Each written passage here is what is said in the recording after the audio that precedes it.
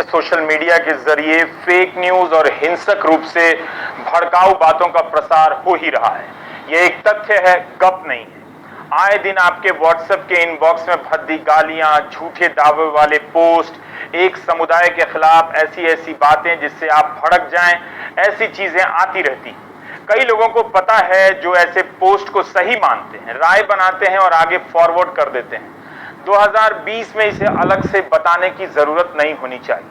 हाँ, ये बताने की अब भी जरूरत है कि बहुत से लोगों को पता ही ना चल सकेगा कि उनकी सोच झूठ और हिंसक बातों से बदली जा चुकी है। सोशल मीडिया के इन प्लेटफॉर्म ने एक बड़े तबके में यह बात घुसा दी है कि हिटलर के दौर में 60 लाख यहूदियों का नरसंहार नहीं हुआ था, यह एक झूठी घटना है। इतिहास और किताबों से दूर एक पीढ़ी के बड़े तबके में एल्गोरिदम का इस्तेमाल कर इस तरह के फर्जी वीडियो और पोस्ट पहुंचा दिए जाते हैं। वो अब यकीन भी करने लगे हैं कि यहूदियों का नरसंहार एक झूठ था। आखिर एल्गोरिदम के अपने फॉर्मूले से ऐसे वीडियो और पोस्ट को ऊपर करने वालों का कुछ तो खेल रहा होगा। अगर गार्डियन की पत्रकार ने इस खेल को नहीं पकड़ा होता तो बेरोक टोक जारी रहता। अब भी इसके जारी रहने की खबरें आती रहती। जब नरसंहार की इतनी बड़ी घटना अपने दिमाग और चश्मे की नजर से गायब की जा सकती है तो फिर झूठ को सच क्यों नहीं साबित किया जा सकता है, खासकर तब जब इसमें गोदी मीडिया का साथ हो। भारत के संदर्भ में कह रहा हूं। भारत और दुनिया भर में अमेरिकी अखबार वॉल स्ट्रीट जर्नल की एक रिपोर्ट को लेकर राजनीतिक हंगामा हो रहा है। न्यूले पर्नेल और जेफ हॉर्विट्ज की रिपोर्ट है। इस रिपोर्ट में बताया गया है कि हेट स्पीच यानी भड़काऊ भाषणों को हटाने के मामले में फेसबुक दोहरा रवैया अपनाता है। जब बीजेपी के नेता या समर्थक नफरत या धमकी की बातें करते हैं तो फेसबुक उन्हें नहीं हटाता है। तो क्या सरकार के दबाव में फेसबुक नफरत फैलने देता है? इस तरह की नफरती बातों से किन लोगों के दिमाग में जहर भरा जाता है? उन लोगों को झूठी बातें क्यों बताई जाती? ऐसा क्या है कि सच की जगह उन्हें अफवाहों से लैस किया जाता है? और इस काम से किसे फायदा हो रहा है? यह खेल पहले के कई रिपोर्ट से सामने आ चुके हैं, भारत में भी और भारत के बाहर भी। आज आप इस विवाद के बहाने कुछ ऐसे प्रसंगों से गुजरकर देखिए। वॉल स्ट्रीट जर्नल ने बड़ा काम यह किया है कि फेसबुक से आधिकारिक बयान लिया है कि भारत में फेसबुक की अधिकारी ऐसे पोस्ट को हटाने से मना करती हैं जो बीजेपी के नेताओं और समर्थकों के होते हैं, जिनमें दूसरे समुदाय के प्रति हिंसा या नफरत फैलाई जाती है। फेसबुक इनके खिलाफ एक्शन नहीं लेता है।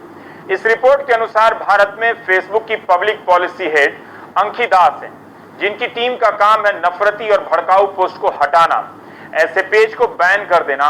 मगर अंकी दास ऐसे पोस्ट और पेज के खिलाफ कार्रवाई नहीं होने देती है। एक ऐसे ही पोस्ट हटाने के मामले में अंकी दास ने कहा कि मोदी की पार्टी और उससे जुड़े लोगों के पोस्ट के खिलाफ कार्रवाई करने पर भारत में कंपनी के बिजनेस पर असर पड़ सकता है।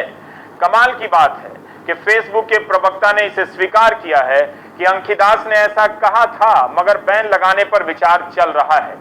आपको याद होगा बीजेपी के नेता कपिल मिश्रा का वो बयान, नागरिकता कानून के विरोध में हो रहे धरने के करीब जाकर उन्होंने कहा था कि पुलिस ये धरना हटाए वरना उनके लोग कुछ करेंगे। उसके कुछ समय बाद दंगा भड़क गया पूर्वी दिल्ली में।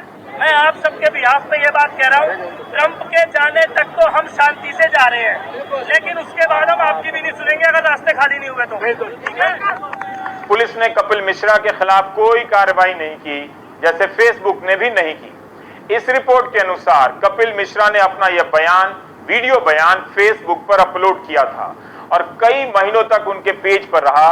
उनके पेज पर इस वीडियो के बाद आवाजाही कई गुना बढ़ गई।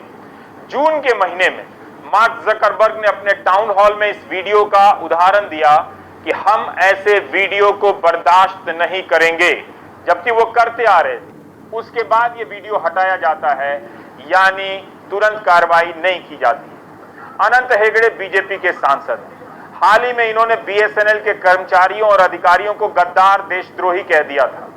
अनंत हेगड़े ने अपने पेज पर मुसलमानों के खिलाफ कई आपत्तिजनक बातें लिखी। इस रिपोर्ट के अनुसार उन्होंने लिखा कि मुसलमान कोविड के जरिए देश में कोरोना जिहाद फैला रहे हैं। याद कीजिए तबलीगी का वो समय। इसी बात के लिए ट्विटर ने अनंत हेगड़े का पेज निलंबित कर दिया, मगर फेसबुक ने कोई कार्रवाई नहीं की। तेलंगाना से बीजेपी के विधायक हैं टाइगर राजा नवल सिंह। इनके मुस्लिम विरोधी पोस्ट हटाने और पेज को बैन करने के फैसले को अंकिदास ने रोक दिया। फेसबुक के सिक्योरिटी स्टाफ का मत है कि इसके पेज को बैन कर दिया जाए। यह खतरनाक व्यक्ति की कैटेगरी में आते हैं और इन्हें प्लेटफॉर्म से हटा देना चाहिए।